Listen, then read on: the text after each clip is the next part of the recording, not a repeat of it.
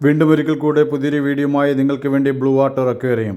ഇന്ന് നമ്മൾ ചിന്തിക്കാൻ പോകുന്നത് അക്വേറിയങ്ങളിൽ വലിയ മീനുകളെ വളർത്തുമ്പോൾ അതിൻ്റെ കൂടെ ഏതൊക്കെ മീനുകളെ വളർത്താൻ പറ്റുമെന്നാണ്. എന്ന് പറഞ്ഞാൽ ടാങ്ക് മാറ്റ്സ്.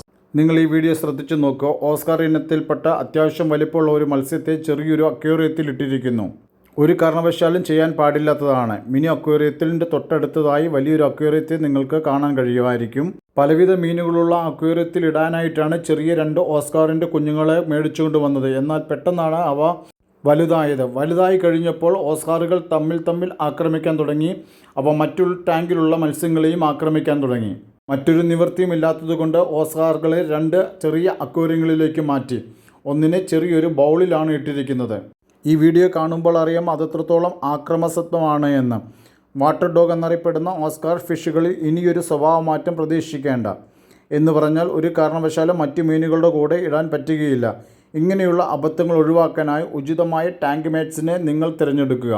പല വർഗത്തിൽപ്പെട്ട പല മീനുകളെ ഒരു ടാങ്കിൽ വളർത്താൻ ആഗ്രഹിക്കുന്നുവെങ്കിൽ നിങ്ങൾക്ക് ഒരു പരിധിവരെ ഈ വീഡിയോ സഹായകമാകും. അരോവണ മത്സ്യങ്ങൾ വലിപ്പമുള്ളതും വളരെ അഴകുള്ളതുമായ മത്സ്യങ്ങളാണ്. ഇവയെ വീട്ടിലെ അക്വേറിയങ്ങളിൽ വളർത്തുന്നത് ഭാഗ്യം കൊണ്ടുവരാൻ സഹായിക്കുമെന്ന് പലരും വിശ്വസിക്കുന്നു. ഏകദേശം 3 അടിയോളം വലിപ്പം വരുന്ന ഈ മീനുകളെ വളരെയധികം നല്ലപോലെ പരിപാലിക്കുകയാണെങ്കിൽ ദീർഘനാളുകൾ നമ്മുടെ അക്വേറിയങ്ങളിൽ ജീവിക്കുന്നതാണ്.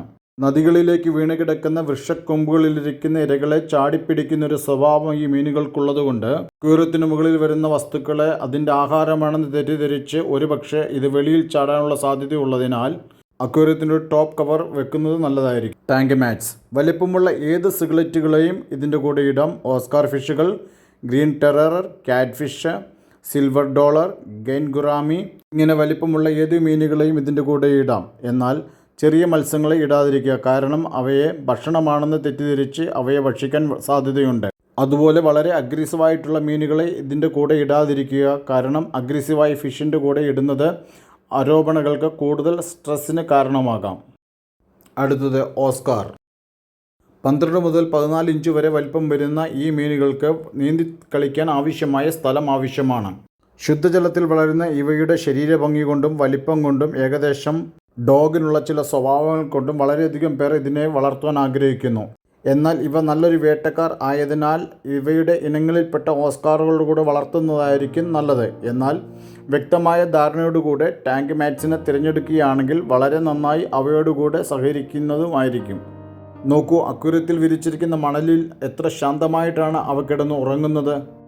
ടാങ്ക് മാറ്റ്സ്, ഫയർ മൗത്ത്, സിഗലറ്റുകൾ, sailfin plecos, clown loach, Jack Dempsey, severum ചിൽഷെൽഡ് ഇപ്രകാരമുള്ള അനേക മീനുകൾ ഇവയുടെ കൂടെ വളർത്താൻ പറ്റുന്നതാണ്. എന്നാൽ ഒരു കാരണവശാലും ചെറിയ മീനുകളെ ഓസ്കാറിൻ്റെ കൂടെ വളർത്തരുത്. അടുത്തത് ആഫ്രിക്കൻ സിഗ്ലറ്റുകൾ. ആഫ്രിക്കൻ സിഗ്ലറ്റുകൾ 1500-നും 2000-നും ഇടയിൽ ഉണ്ടെന്നാണ് ഗവേഷകർ കരുതുന്നത്. ഇവയിൽ ആൺമത്സ്യങ്ങൾ 3 അടി വരെയും പെൺമത്സ്യങ്ങൾ 2.5 അടി വരെയും നീളം വെക്കുന്നു. വർണ്ണഭംഗി കൊണ്ടും ആകാരഭംഗി കൊണ്ടും എല്ലാവരെയും ആകർഷിക്കുന്നതാണ്. എങ്കിലും ഇത് വളരെ അഗ്രസീവായ ഒരു മത്സ്യങ്ങളാണ്. ഗിമേറ്റ്സ്, പലവിധ കാറ്റ് ഫിഷുകൾ, ക്ലൗൺ ലോച്ച്, ഗെയിൻഡ് ഡാനിയോ, അണുമോളോക്രോമീസ് ഇവയെല്ലാം ഇതിൻ്റെ കൂടെ വളരുന്നതാണ്. അടുത്ത മത്സ്യമാണ് ഡിസ്കസ്. പല നിറങ്ങളിൽ കാണപ്പെടുന്ന ഡിസ്കസ് ഫിഷുകൾ അക്വേറിയങ്ങൾക്ക് വളരെ മനോഹരത നൽകുന്നതാണ്. അക്വേറിയങ്ങളിൽ ഇവയുടെ ആയുസ് 10 വർഷമാണെങ്കിലും നല്ലപോലെ ശ്രദ്ധിച്ചാൽ 15 വർഷം വരെ ജീവിച്ചിരിക്കുന്നതായി കാണുന്നു. 8 ഇഞ്ച് വരെ വലിപ്പം വെക്കുന്ന ഇവയെ പരിപാലിക്കുന്നത് അല്പം ബുദ്ധിമുട്ടാണ്. എന്നാൽ നല്ല ഫിൽട്രേഷനുള്ള ടാങ്കുകളിൽ ഒരു ബുദ്ധിമുട്ടുമില്ല. പൊതുവെ ശാന്ത സ്വഭാവക്കാരായ ഡിസ്കസുകൾ ഗ്രൂപ്പായിട്ട് അക്വേറിയങ്ങളിൽ ഇടുമ്പോഴാണ് വളരെ ആക്റ്റീവായിട്ട് കാണുന്നത്. അതുകൊണ്ട് ഡിസ്കസിന് വേണ്ടി മറ്റ് ടാങ്ക് മാറ്റ്സുകളെ തിരയുന്നതിനേക്കാൾ നല്ല ഡിസ്കസുകളെ തന്നെ ഇടുന്നതായിരിക്കും. എന്നാൽ ഒരു കാരണവശാലും ഗോൾഡ് ഫിഷിൻ്റെ കൂടെ ഇടരുത്. കാരണം ഗോൾഡ് ഫിഷ് ലോ ടെമ്പറേച്ചർ ഇഷ്ടപ്പെടുന്ന മത്സ്യമാണ്. സ്നേക്ക് ഹെഡ് എന്ന് പറയുന്ന മീനുകൾ നമ്മുടെ നാട്ടിൽ വരാൽ മത്സ്യം എന്ന് അറിയപ്പെടുന്നു. പല നാട്ടിൽ പല പേരുകളിൽ അറിയപ്പെടുന്ന ഇവയ്ക്ക് ചന്ന ഫിഷ് എന്ന ഇംഗ്ലീഷിൽ നാമമുണ്ട്. ഇവയുടെ രൂപഭംഗി തന്നെയാണ് ഇവയെ ടാങ്കുകളിൽ വളർത്താൻ കാരണം. സ്നേക്ക് ഹെഡിൽ പ്രസിദ്ധമാണ് നമ്മുടെ കേരളത്തിലെ മലബാർ സ്നേക്ക് ഹെഡ്. 3 അടിയോളം നീളം വയ്ക്കുന്ന ഇവയ്ക്ക് അതിനൊത്ത ഭാരവുമുണ്ട്. അതിനാൽ തന്നെ വലിയൊരു അക്വേറിയം ഇതിനുവേണ്ടി ആവശ്യമായിരിക്കുന്നു. സുഖകരമായ ഒരു വസ്തുത, സ്നേക്ക് ഹെഡുകൾക്ക് ടാങ്ക് മാറ്റ്സ് ഇല്ല. അവയുടെ കൂടെ അവയെ തന്നെ വളർത്താൻ പറ്റുകയുള്ളൂ. ഗുറാമി. ഉഷ്ണമേഖലാ മത്സ്യങ്ങളായ ഇവയുടെ രൂപഭംഗിയാണ് ഇവയെ പ്രസിദ്ധമാക്കിയത്. അന്തരീക്ഷത്തിൽ നിന്ന് നേരിട്ട് ശ്വസിക്കാൻ കഴിയുമെന്നുള്ളത് ഈ മീനിൻ്റെ ഒരു പ്രത്യേകതയാണ്. ഇവയുടെ വ്യത്യസ്ത പ്രജാതികളെ ആശ്രയിച്ച് പല നിറങ്ങളിലും പാറ്റേണുകളിലും ഇവയെ സാധാരണയായി കണ്ടുവരുന്നു. സാധാരണയായി 2 ഇഞ്ച് മുതൽ 6 ഇഞ്ച് വരെ ഇവ വലിപ്പം വെക്കുന്നു. പൊതുവെ ശാന്ത സ്വഭാവരായി കാണുന്ന ഈ മീനുകൾ പ്രജനനകാലത്ത് കൂടുതൽ ആക്രമണസക്തമാകുകയോ അല്ലെങ്കിൽ തങ്ങൾക്ക് വേണ്ടി അക്വേറിയത്തിന്റെ ഒരു സൈഡിൽ ടെറിട്ടറി ഉണ്ടാക്കുകയോ ചെയ്യുന്നു. ശാന്ത സ്വഭാവമുള്ള മത്സ്യങ്ങളോടുകൂടെ ഇവയെ വളർത്താൻ പറ്റുന്നതാണ്. സിൽവർ ഷാർക്കുകൾ സാധാരണയായി 14 ഇഞ്ച് വരെ വലിപ്പം വെക്കുന്നു.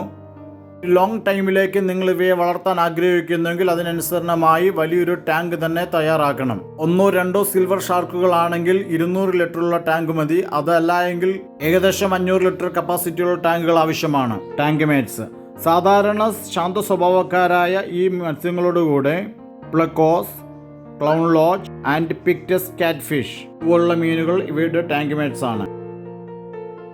റെഡ് ടെയിൽ കാറ്റ്ഫിഷ് നല്ല രീതിയിൽ ആഹാരം കൊടുക്കുകയാണെങ്കിൽ ഈ മത്സ്യങ്ങൾ വളരെ പെട്ടെന്ന് വലുതാകും. പൂർണ്ണ വളർച്ചയെത്തിയ ഒരു കാറ്റ്ഫിഷിന് വേണ്ടിയിട്ട് വലിയൊരു അക്വേറിയം തന്നെ ആവശ്യമാണ്. ജീവനുള്ളതും ചത്തതുമായ മത്സ്യങ്ങളെയും മറ്റു മാംസങ്ങളെയും ഇവ വളരെയധികം ഭക്ഷിക്കുന്നു. എന്നാൽ അമിതമായ ആഹാരം ഇതിന്റെ മരണത്തിനും കാരണമായി തീരും. ഇവയുടെ വലിപ്പം കാരണവും മറ്റു മത്സ്യങ്ങളെ ഇവ ഭക്ഷിക്കുമെന്ന കാരണത്താലും ഇവയ്ക്ക് വേണ്ടി ഒരു ടാങ്ക് മേറ്റ്സിനെ തിരഞ്ഞെടുക്കുന്നത് വളരെയധികം പ്രയാസമുള്ള കാര്യമാണ്. ഇവയ്ക്ക് സമാനമായി വലിപ്പമുള്ള ഏതു മത്സ്യത്തെയും ഇതിന്റെ കൂടെ വളർത്താവുന്നതാണ്. എന്നാൽ ഒരു കാരണവശാലും ചെറു മത്സ്യങ്ങളുടെ കൂടെ ഇവയെ വളർത്താതിരിക്കുക. ആക്കു പിരാന ഫാമിലി ഉൾപ്പെടുന്ന ഈ മത്സ്യങ്ങൾ ഏകദേശം 30 ഇഞ്ചസ് വരെ വലിപ്പം വെക്കുന്നു. അതുകൊണ്ട് തന്നെ അവയ്ക്ക് വലിയ വിശാലമായ സ്ഥലം ആവശ്യമാണ്. പിരാന മത്സ്യത്തെക്കാൾ വലിപ്പം വെക്കുകയും ഏകദേശം ഫുൾ ഗ്രോത്ത് ആയ ഒരു പാക്കു മത്സ്യത്തിന് 40 കിലോ വരെ തൂക്കവും വരാം. ഇവയുടെ ആകൃതിയും രൂപവും ഭാവവും കണ്ടുകഴിഞ്ഞാൽ ഒരു ഭീകര മത്സ്യമാണെന്ന് തോന്നാം. പ്രത്യേകിച്ച് അവയുടെ പല്ലുകൾ. പാക്കുവിനെ പോലെ വലിപ്പമുള്ളതും ശാന്ത സ്വഭാവമുള്ളതുമായ മത്സ്യങ്ങളോടുകൂടെ ഇതിനെയും വളർത്താൻ പറ്റുന്നതാണ്. അലിഗേറ്റർ ഗർ ടോർപിഡോ ആകൃതിയിലുള്ള ശരീരവും വീതിയേറിയ വായും 2 നിര പല്ലുകളും അസ്ഥി പോലെയുള്ളതും ഡയമണ്ട് ആകൃതിയിൽ കട്ടിയുള്ള ചെതുമ്പലുകളുള്ള മത്സ്യമാണ് അലിഗേറ്റർ ഗറുകൾ. അവ സാധാരണമായി ഒലിവ് നിറത്തിൽ അല്ലെങ്കിൽ തവിട്ട് നിറത്തിൽ കാണപ്പെടുന്നു. അവയുടെ തലയും മൂക്കുകളും ചീങ്കണ്ണികളോട് സാമ്യമുള്ളതാണ്. അതുപോലെ തന്നെ അലിഗേറ്റർ ഗറുകൾ സാവധാനത്തിൽ വളരുന്ന മത്സ്യമാണ്. ടാങ്ക് മാറ്റ്സ് അലിഗേറ്റർ ഗറിനേക്കാൾ വലിപ്പം കുറഞ്ഞ മത്സ്യങ്ങളോടുകൂടെ ഒരു കാരണവശാലും ഇവയെ ഇടരുത്. അതുപോലെ തന്നെ അവയേക്കാൾ വലിപ്പം കൂടിയ മത്സ്യങ്ങളും വളരെ വേഗത്തിൽ മൂവ് ചെയ്യുന്ന മത്സ്യങ്ങളോട് കൂടി ഇടരുത്. അത് പരസ്പരമുള്ള ഏറ്റുമുട്ടലിന് കാരണമായി തീരാം. ഇതുപോലെ ഉപകാരപ്രദമായ വീഡിയോകൾക്കായി ചാനൽ സബ്സ്ക്രൈബ് ചെയ്യുക. ബെൽ ബട്ടൺ പ്രസ് ചെയ്താൽ മാത്രമേ നോട്ടിഫിക്കേഷൻ ലഭിക്കുകയുള്ളൂ.